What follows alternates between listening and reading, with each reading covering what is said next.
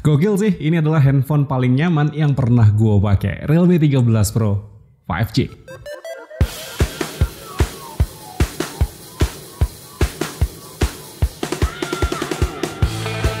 Masih barengan sama gue Dimas dalam masih dengerin Radio Gadget, one and only Gadget Radio. Dan ya, ini adalah Realme 13 Pro 5G. Gue udah pakai handphone ini selama kurang lebih 1 bulan. Dan di video kali ini gue pengen ceritain pengalaman gue pakai handphone yang satu ini. So buat lo yang penasaran juga sama Realme 13 Pro 5G yang satu ini, jangan ganti channel, lo tetap pantengin terus Radio Gadget, the one and only Gadget Radio.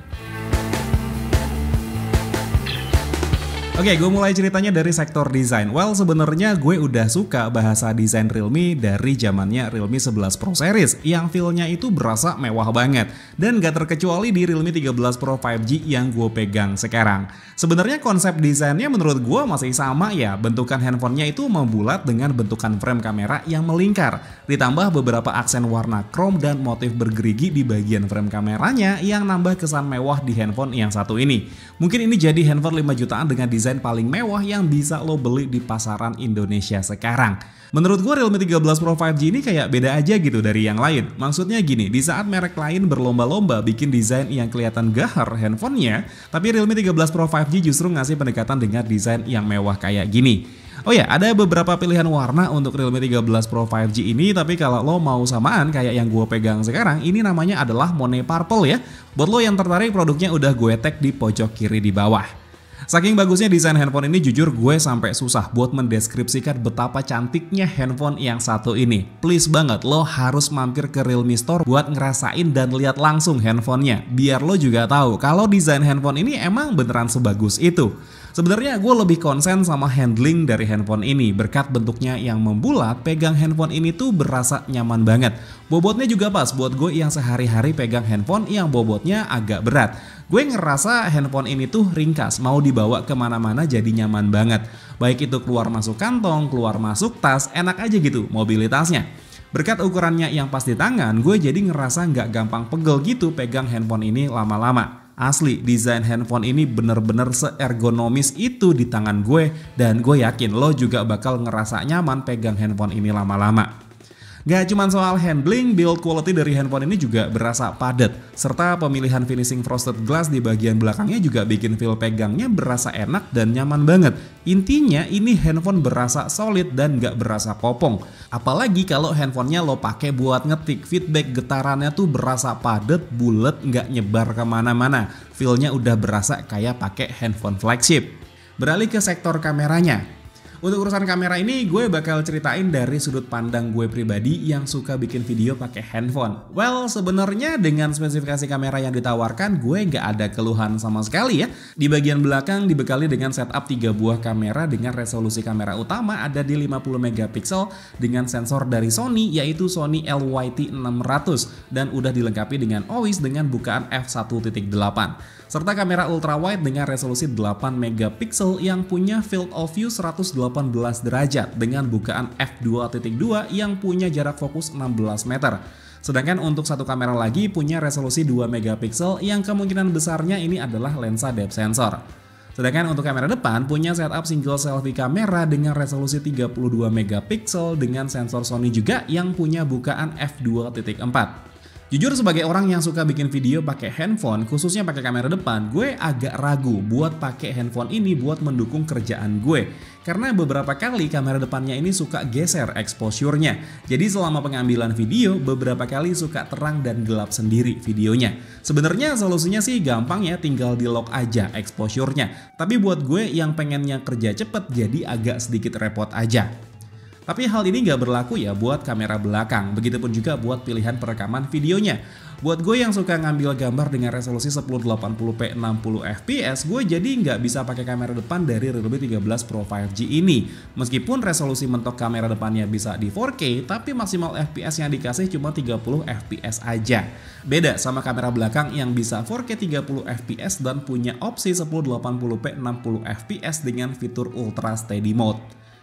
Oh ya, sama satu lagi, saat handphone ini melakukan perekaman dengan durasi yang agak panjang, layar dari handphone ini juga dibuat standby kayak gini.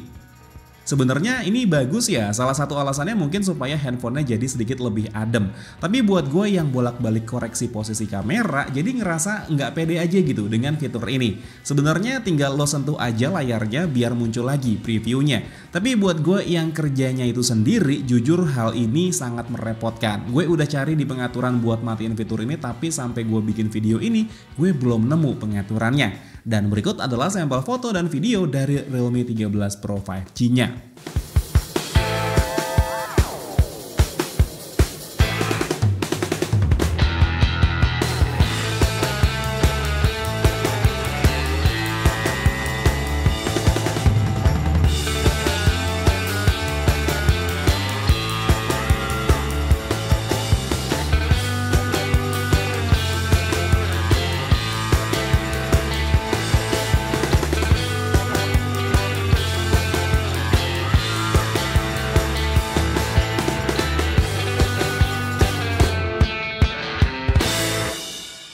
Oke, teman-teman, yang lu lihat sekarang ini adalah sampel kamera belakang dari Realme 13 Pro 5G ya, teman-teman. Ini gua rekam di resolusi 1080p 60 fps. Untuk resolusi mentoknya ya, dia itu ada di 4K 30 fps, teman-teman, untuk kamera belakang ya. Tapi di sini gua ngerekamnya pakai yang 1080p 60 fps aja, jalan kaki, tidak pakai gimbal ya, teman-teman. Dan hampir semua video yang gua ngerekam, yang gua rekam gitu ya, gua ngerekamnya pakai DJI Osmo Pocket 2 nih, teman-teman. Lagi ngetes aja sih sebenarnya. Ya, kayak gini kalau misalkan kita arahkan langsung ke arah mataharinya di atas sebelah sana. Kayak gini, teman-teman. Ya, ini gue jalan kaki aja, dipegang pakai tangan. Dan jarak antara handphone dan muka gue kurang lebih ada di sekitaran 15-20 cm ini, teman-teman. Ya, seperti ini untuk sampel 1080p 60 fps. Oke, teman-teman, yang lo lihat sekarang ini adalah sampel kamera depan dari Realme 13 Pro 5G ini. Gue rekam di resolusi 1080p 30 fps. Nah, yang bikin gue agak kurang suka pakai Realme 13 Pro 5G ini karena untuk kamera depannya dia mentoknya cuma ada di 4K 30 fps dan dia nggak ada opsi untuk yang 1080p 60 fps. Ya, jadi seperti ini, teman-teman. Sampel video dari Realme 13 Pro 5G direkam di resolusi 1080p 30 fps. Untuk HDR-nya seperti ini. Untuk masalah foto sebenarnya gue nggak ada kendala sama sekali ya sama si Realme 13 Pro 5G ini. Itu hasil fotonya udah bagus kalau menurut gue, dan ini jarak antara handphone dan muka gue kurang lebih ada di sekitaran 40-50 cm nih, teman-teman. Dan pick up audionya seperti ini. Oke, kita lanjut lagi sekarang untuk yang dual video. Oke, yang lo lihat sekarang ini adalah sampel kamera depan dan juga kamera belakang kalau digunakan untuk merekam secara bersamaan, yang artinya dia menggunakan dual video ya, teman-teman. Tapi kalau misalkan lo pengen menggunakan fitur dual video seperti ini, untuk resolusinya mentoknya cuma ada di 1080p 30 fps aja. Jadi nggak bisa dinaikin sampai ke 60 fps ya, karena memang menyesuaikan untuk yang di kamera depan ya, teman-teman. Kamera depannya kan juga cuma ada di 1080p 30 fps. Ya, ini rumah kosong, udah lama listriknya bunyi terus. Rasanya pengen gue beliin listriknya, teman-teman. Berisik kalau malam, tatitut aja. Ya, kayak gini. Dan ya, untuk sampel dual video kayak gini sebenarnya cocok nih ya kalau misalkan lo seandainya pengen ngevlog gitu ya, tetap pengen nunjukin ekspresi muka lo, tapi juga pengen nunjukin apa yang ada di belakang kamera. Kayak misalkan contohnya di depan ada makanan atau kayak apa ya, lo bisa nunjukin seperti ini, teman-teman. Dan dia juga bisa di zoom juga ya, sampai 5 kali nih, teman-teman, kalau misalkan lo mau bikin dual video seperti ini. Oke, kita balikin lagi ke normal yang 1 kali. Ngomongin kamera udah, sekarang gue ceritain pengalaman user interface dari Realme 13 Pro 5G mulai dari sektor layarnya. Sekali lagi berkat bentukannya yang membulat, mandangin layar Realme 13 Pro 5G ini tuh nyaman, nggak ngerasa ke distract sama sudut-sudut dari handphonenya. Feel-nya itu berasa seamless aja kalau menurut gue. Spesifikasi layarnya juga udah bagus banget menurut gue, ukurannya pas di 6,7 inci, nggak kegedean tapi nggak kecilan juga. Resolusinya Full HD Plus dengan kecerahan maksimal sampai 2000 nits kalau lo pakainya di luar ruangan dengan kondisi cahaya matahari yang berlimpah. Refresh rate-nya juga tinggi, ada di 120 Hz dengan touch sampling rate 240 Hz. Udah mendukung 10 sentuhan jari dan gue nggak nemuin ya isu touch delay di handphone yang satu ini. Buat lo penikmat konten Netflix, Realme 13 Pro 5G juga udah punya sertifikasi Widefine L1. Jadi lo bisa nikmatin konten Netflix dengan resolusi Full HD.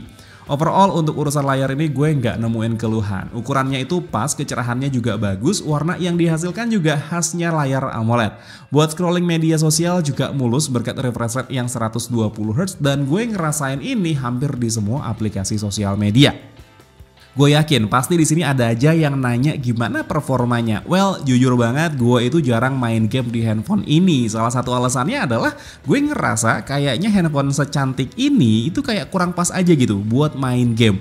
Tapi ya nggak ada salahnya juga kita coba. Tapi sebelum itu gue mau infoin dulu spesifikasi dari handphone ini. Jadi Realme 13 Pro 5G ini ditenagai chipset besutan Snapdragon yaitu Snapdragon 7S Gen 2 dengan fabrikasi 4 nanometer yang punya 8 inti prosesor yang terbagi menjadi 2 klaster. Dengan clock speed maksimalnya ada di 2,4 GHz serta GPU yang digunakan adalah Adreno 710. Sedangkan untuk RAM dan internal storage-nya buat yang gue pegang sekarang ini punya RAM sebesar 12 GB dengan internal storage 256 GB yang nggak bisa lo tambah pakai micro SD lagi. Untuk urusan skor Antutu, Realme 13 Pro 5G ini bisa mendapatkan skor Antutu sebesar 668.659 poin dengan kestabilan di 90% di loop selama 20 kali. Untuk speed baca tulis dari storage-nya ini bisa lo lihat di layar ya teman-teman. Oke, untuk urusan main game di sini gue cuman main game Mobile Legends aja karena cuman game ini sih yang emang gue mainin. Well, game ini berjalan dengan sangat mulus di Realme 13 Pro 5G yang satu ini. Settingan default yang dikasih itu ada di frame rate super dengan grafis tinggi. Tapi setelah gue appeal untuk grafisnya bisa dimentokin sampai ultra. Di sini gue nggak nemuin kendala yang aneh-aneh karena menurut gue Mobile Legends ini juga bukan merupakan game berat juga. Penangkapan sinyalnya itu aman, karakternya bisa dikontrol dengan baik. Intinya tuh nggak ada kendala buat sekedar push rank pakai Realme 13 Pro 5G ini. Nah, main game jadi tambah seru berkat dual stereo speaker yang dibawa sama Realme 13 Pro 5G dan berikut adalah sampel audio dari speaker Realme 13 Pro 5G-nya.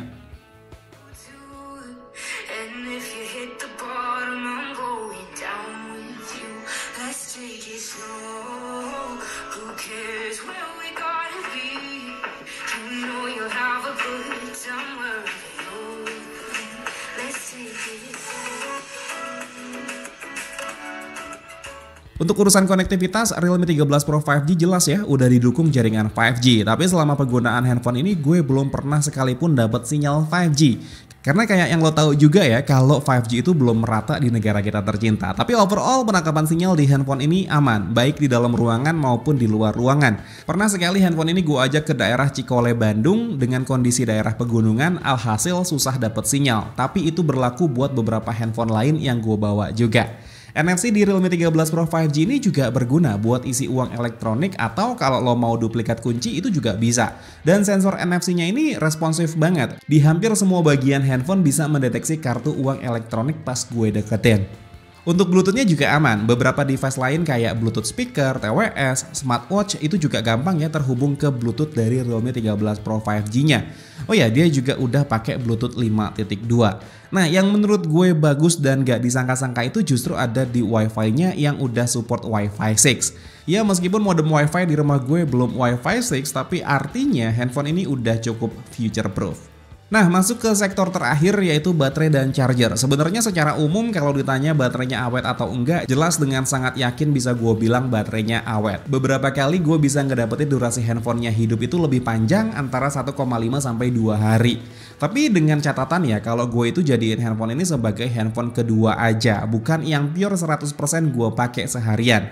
Oh iya, baterainya ini punya kapasitas 5200 mAh ya, jadi emang lebih besar dari kebanyakan handphone di rentang harga yang sama dan menurut gue wajar ya bisa dapat durasi hidup yang lebih lama.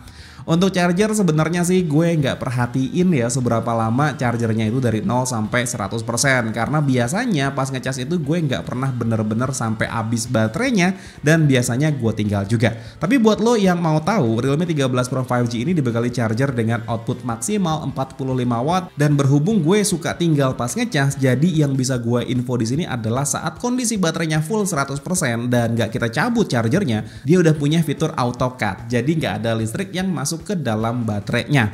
So kesimpulan gue buat handphone ini, jujur gue suka banget sama handling handphonenya, sama cara pakai handphonenya. Handphonenya tuh nyaman banget, processing UI-nya juga udah bagus banget, nggak lemot dan responsif juga handphonenya. Baterainya awet, kameranya bagus, dan mesin getarnya itu juga enak. Tapi jujur, gue belum bisa pakai handphone ini karena saat melakukan perekaman video, khususnya kamera depan, dia belum punya opsi 1080p 60 fps. Jujur menurut gue sebenarnya bukan deal breaker juga, karena nggak semua orang butuh perekaman hingga 60 fps. Tapi buat gue yang hampir tiap hari kerjanya bikin video, itu bikin gue kurang nyaman sama handphone ini. Tapi balik lagi, itu cuma pendapat gue pribadi dan nggak bisa dijadikan patokan juga, karena gue tetap ngerasa kalau Realme 13 Pro 5G ini adalah handphone yang bagus. So jadi gitu ya teman-teman, Realme 13 Pro 5G. Semua yang gue ceritain di video ini tuh murni pendapat gue pribadi. Tapi kalau misalkan emang ada yang kurang, boleh tambahin aja di kolom komentar di bawah. Dan mungkin segini dulu aja cerita gue mengenai Realme 13 Pro 5G yang satu ini. Kalau misalkan emang lo suka sama ceritanya, boleh di like dan di subscribe channel gue. Tapi kalau misalkan emang gak suka, boleh di dislike aja. Akhir kata gue Dimas undur diri. Sampai ketemu lagi di siaran-siaran berikutnya. Assalamualaikum warahmatullahi wabarakatuh. Dadah.